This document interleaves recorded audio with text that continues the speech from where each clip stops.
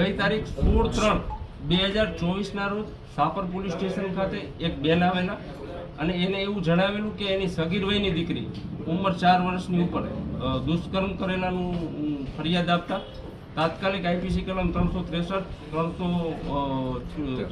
373 અને પોક્સો મુજબ તાત્કાલિક ફરિયાદ નોંધવામાં આવેલી અને અમારા આઈજીપી શ્રી અશોક કુમાર યાદવ સાહેબ તેમજ અમારા એસપી શ્રી જયપાલસિંહ રાઠોડ સાહેબની સૂચનાથી આ કામે એલસીબી પીવાય વીવી વડોદરા, પછી SOG PI Pargi, SOG PSI Miyatra, અમારા લોકલ સાપર પોલીસ સ્ટેશનના પીએસઆઈ આરકે ગોયલ સાહેબ આ કામની જે તપાસ કરે છે આઈયુ CAWના WPI રાઠોડ સાહેબ તેમજ પેરોલ ફંડના અમારા રાણા સાહેબ તેમજ આ બાબતે જુદી જુદી ટીમો આ આરોપી જે હોય જે એને તાત્કાલિક શોધવામાં અમારી સાહેબની સૂચનાથી અમારી ટીમ તાત્કાલિક આ જુદી જુદી ટીમે આરોપી શોધવા માટે લાગી ગઈ હતી.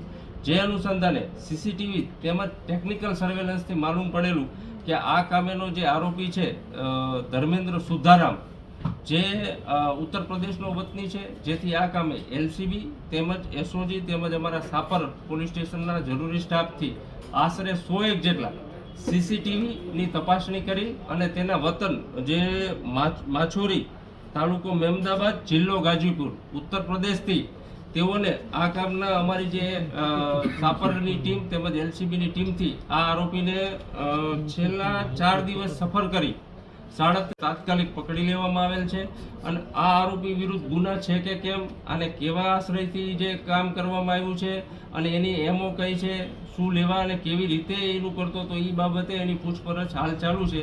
આમ આરોપીને ગણતરીના દિવસોમાં તાત્કાલિક આ જે સંવેદનશીલ ગુનો હોય એ કામે પકડી લેવામાં આવે. આરોપી શું કામ કરતો હતો ને તેને બાળકીને શું લાલચ આપી? આરોપી જે છે સાપર વિસ્તારમાં આશરે 1-1.25 વર્ષથી આવતો હતો, રહેવા આવેલો હતો અને એને જુદા જુદા કારખાનામાં નોકરી કરેલી હતી અને આ બાળકીને એને લાલચ આપીને પ્રાથમિક દ્રષ્ટિએ એવું આપ્યું છે કે ભાઈ એને લાલચ આપી ચોકલેટની, એના અનુસંધાને એને આ રીતે એને લઈ ગયેલો અને એ બાબતે સીસીટીવીમાં પણ બતાય છે. એ અનુસંધાને લાલચ આપીને આની ઉપર ખરાબ કામ કરેલું જણાય છે. પોલીસને ગેરમાર્ગે દોરવાથી રેલવે સ્ટેશન અને અલગ અલગ પહેલા બસ સ્ટેન્ડ ગયો તો પછી રેલવે સ્ટેશન ગયો તો એવું કઈ નહીં.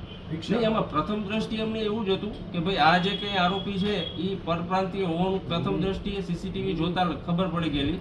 એ અનુસંધાને અમારી ટીમે બધા સીસીટીવી એલસીબી છે, એસઓજી છે, અમારી ટીમે સીસીટીવી જોવાનું સૌ પ્રથમ ચાલુ કરેલું. એમાં લગભગ 101 જેટલા સીસીટીવી જોયા.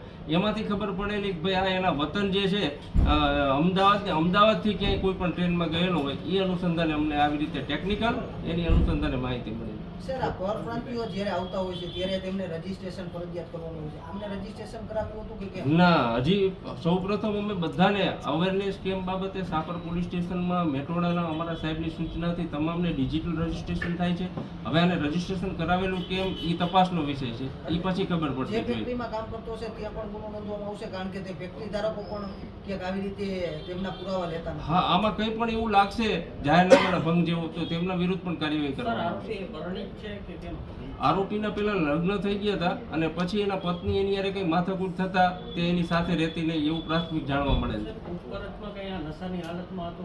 ના, એવું હજી કઈ જણાય એવું નથી. શંકાસ્પદ અનાજનો જથ્થો પકડી પાડવામાં આવ્યો છે એસઓજી દ્વારા. કઈ જગ્યાથી ને કેવી રીતે ને કેટલો મુદ્દા? તારીખ 20-3-2024 ના રોજ અમારા એસઓજી શાખાના સ્ટાફ વિછિયા પોસ્ટે પેટ્રોલિંગમાં હોય. એ દરમિયાન એને હકીકત મળેલી કે ભાઈ વિછિયા પાડિયાદ રોડ માંડવરાય જે હોટલ છે ત્યાં કંઈક ગેરકાયદેસર કંઈ પસાર થવાનું હોય એ પ્રથમ હકીકત મળેલી.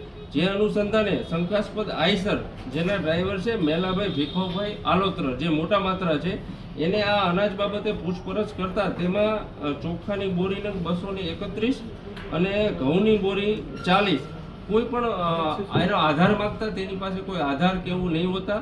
તે બાબતે તેની વધારે પૂછપરછ કરતા તેને જણાવેલું કે આ ઘઉં ને ચોખા વિછિયાના મનસુખભાઈ તલસાણીયા જેને શીતળા માતાજીના ઢોરા પાસે ગોડાઉન છે ત્યાંથી આ ભરવામાં આવેલા છે અને એને બાવડા કોઈ ફેક્ટરીમાં આપવાના છે એવી પ્રાથમિક હકીકત મળતા પોલીસ સ્ટેશને વિછિયા પોલીસ સ્ટેશન ખાતે જઈ આજે ચોખા બોરી નંગ 231 અને ઘઉંની બોરી નંગ 40 વજન છે 14,565 ટન, કિંમત રૂપિયા છે 4,06,950 અને આઈસર મળીને એનું જે કુલ કિંમત રૂપિયા થાય છે એ 12,36,950 રૂપિયા, જે સીઆરપીસી સગપડતી મિલકત તરીકે સીઆરપીસી કલમ 102 મુજબ કબજે કરેલ છે.